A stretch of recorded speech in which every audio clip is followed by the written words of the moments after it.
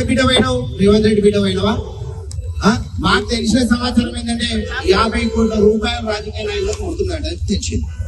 నిజంగానే 50 కోట్ల నాయకుడైనా ఏ పార్టీ జెండా కప్పుకున్నా మీరు సిద్ధాపూర్ డంపింగ్ యార్డ్ వ్యతిరేకంగా కలిసి రైట్. తొలి వెలుగు స్క్రీన్ మీద మనం ఎక్స్క్లూజివ్గా చూసాం. సిద్ధాపూర్ డంపింగ్ యార్డుకు వ్యతిరేకంగా మరి కలిసి రాకపోతే ఎమ్మెల్యేపై రాళ్ల దాడి చేయాలంటూ బీఆర్ఎస్ ఎమ్మెల్సీ నవీన్ రెడ్డి చేస్తున్న వ్యాఖ్యలు ఇక షాద్నగర్ నియోజకవర్గంలో చర్చనీయాంశంగా మారాయి. ఈ నేపథ్యంలోనే కొంతమంది కాంగ్రెస్ నేతలు కార్యకర్తలు ఎమ్మెల్సీ నవీన్ రెడ్డి పైన ఇక ఫిర్యాదు చేసినటువంటి పరిస్థితి కనిపిస్తుంది పోలీస్ స్టేషన్లో. ఇప్పటికే కేసు కూడా నమోదైనట్టు తెలుస్తోంది. మరోవైపు ఎమ్మెల్సీకి కౌంటర్గా షాద్నగర్ ఎమ్మెల్యే వీర్లపల్లి శంకర్ సైతం షాద్నగర్ చౌరస్తా నుంచి ఒక సవాలు విసిరినటువంటి పరిస్థితి. రైట్ నౌ ఆ వీడియో బయట కూడా ఒకసారి చూద్దాం. అప్పుడు ఆ ప్రభుత్వం food process unit I2 park వేస్తామని తీసుకున్న భూములు ఇలా పొల్యూషన్ యూనిట్కి ఇస్తాం మేము ఒప్పుకోము. అవసరం అనుకుంటే ప్రభుత్వం మొండి వైఖరిగా ప్రవర్తిస్తే సర్పంచులు మేమందరం కూడా రాజీనామా చేయడానికి కూడా వెనుకంజ వేయము అని చెప్పడం జరిగింది. ఆ రోజు సందులో సడేమియలాక ఇవి అవకాశాన్ని వాడుకుందామని చెప్పి డంపింగ్ యార్డ్ ఎక్కడో పెట్టేసాడు మా శేఖర్ రెడ్డి అన్నట్టుగా. ఇక ఎమ్మెల్యే టార్గెట్ చేయాలని చెప్పి తన ఇష్టానుసారంగా ప్రవర్తించడం నీ విజ్ఞతకు వదిలేస్తుంది. నీవు భాష నేర్చుకోవాలి, రాజకీయాలలో విలువలు ఉండాలి. నువ్వు ఎటువంటి మాకు తెలుసు, ఏ పార్టీలో అయినా నువ్వు జపించాలని మాకు తెలుసు. కాబట్టి అందరిని మోసం చేసి బతికే జీవితం నీది. కాబట్టి ఆ పార్టీలో కూడా ఉన్నారు ఇప్పుడు నేను వ్యతిరేకించడం, దాంట్లో ఏం తేడా లేదు. కాబట్టి సబండ వర్గాలకు చెప్పాల్సిన బాధ్యత మా మీద ఉంది. కాబట్టి నేను ఒక్కటే నిన్ను అడుగుతున్నా, ఇవాళ పడ్డాడు ఎమ్మెల్యే అంటే మిత్రులారా, ప్రెస్ మిత్రులారా కూడా అర్థం చేసుకోండి. టీజీఐసిసి ల్యాండ్ జిహెచ్ఎంసీ కమిషన్ కు ట్రాన్స్ఫర్ అయింది 641 జీవో వల్ల. దాంట్లో అవకతవకలు జరుగుతాయా? ఎమ్మెల్యేకు ఎవరైనా డబ్బులు ఇస్తారా? అది నీవు నీ సంస్కారానికి. రైట్. ఇక ఎమ్మెల్యే వీర్లపల్లి శంకర్ ఇచ్చిన చూసాం. సిద్ధాపూర్లో డంపింగ్ యార్డు రావద్దు, వాటికి వ్యతిరేకమే. కానీ ఈ గొడవ ఎక్కడ మొదలైంది? అందరూ వ్యతిరేకమైనప్పుడు ఎందుకు ఇక్కడ ఐక్యత లేదనేటువంటి ఒక ప్రశ్న మొదలవుతుంది. ఓవైపు బీజేపీ బీఆర్ఎస్ ఒక్కటై ఈ డంపింగ్ యార్డుకు వ్యతిరేకంగా పోరాడుతున్నామని చెప్తున్నారు.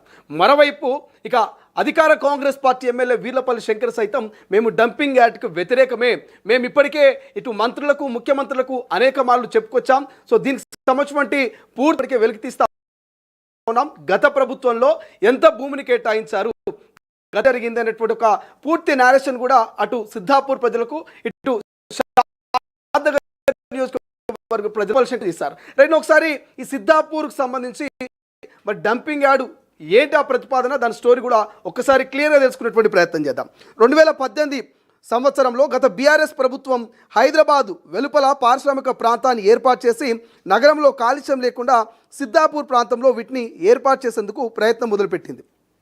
ఇక 2018 సంవత్సరం 9 ఏదైతే 2018వ సంవత్సరం ఆగస్టు 9 అప్పటి టిఎస్ ఐఐసిసి జోనల్ మేనేజర్ 233 ఎకరాల 10 గుంటల భూమిని భూసేకరణ కోసం ఉత్తర్వులు జారీ చేశారని ఇక ఎమ్మెల్యే చెప్తున్నారు. అయితే షాద్నగర్ మాజీ ఎమ్మెల్యే డాక్టర్ పి శంకర్రావు హయాంలో సిద్ధాపూర్ ప్రాంతంలో ఇచ్చిన ప్రభుత్వ ఏదైతే అసైన్ భూములను గత ప్రభుత్వం లాక్కొని ఈ ఉత్తర్వుల ద్వారా అక్కడ పారిశ్రామిక ప్రాంతాన్ని ఏర్పాటు చేసేందుకు గత ప్రభుత్వం జీవో ఇచ్చిందంటున్నారు.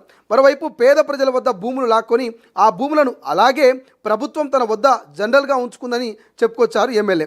అయితే గత ప్రభుత్వ ఆలోచన విధానంతోనే పారిశ్రామిక ఏర్పాట్లో భాగంగా డంపింగ్ యార్డ్ కాకుండా ఎకో పార్క్ నిర్మాణానికి ప్రభుత్వం జీవో 641 ఇచ్చిందంటూ స్పష్టం చేశారు.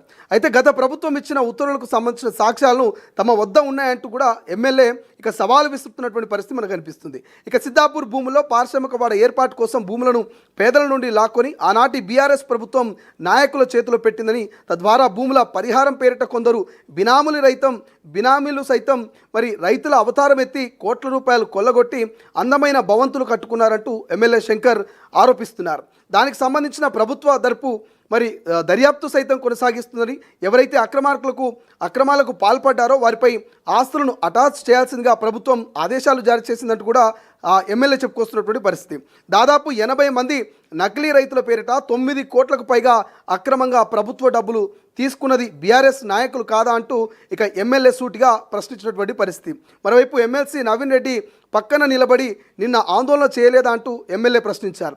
అక్రమార్కుల అవినీతి పరులను మీ వెంట పెట్టుకొని నన్ను ముడుపులు తీసుకున్నావంటూ మాట్లాడడం ఒక ప్రజాప్రతినిధిగా నీ స్థాయికి సరిపోదంటూ ఎమ్మెల్యే అయితే ఘాటుగా కౌంటర్ ఇచ్చినటువంటి పరిస్థితి. బట్ ఏదేమైనప్పటికీ అఖిలపక్షం రండి అండగా ఉంటామంటూ ఎమ్మెల్యే అయితే మరి భరోసానిస్తున్నటువంటి సిచ్యువేషన్ మనకు అనిపిస్తుంది. సో ఇక్కడ సిద్ధాపూర్ గ్రామంలో ఈ డంపింగ్ యార్డ్ ప్రతిపాదనతోటి అన్ని పార్టీలు ఒకరి మీద ఒకరు విమర్శలు చేసుకుంటున్నారు. కానీ మహేష్ బాబు ఈ సిద్ధాపూర్ను దత్తత తీసుకున్నాడు. మరి సూపర్ స్టార్ మహేష్ బాబు మాత్రము దత్తత గ్రామం రాజకీయ రగడగా మారుతుంటే, సిద్ధాపూర్లో డంపింగ్ ఏర్పాట్లు జరుగుతూ ఉంటే మరి ఇంతవరకు కనీసం స్పందన లేదు.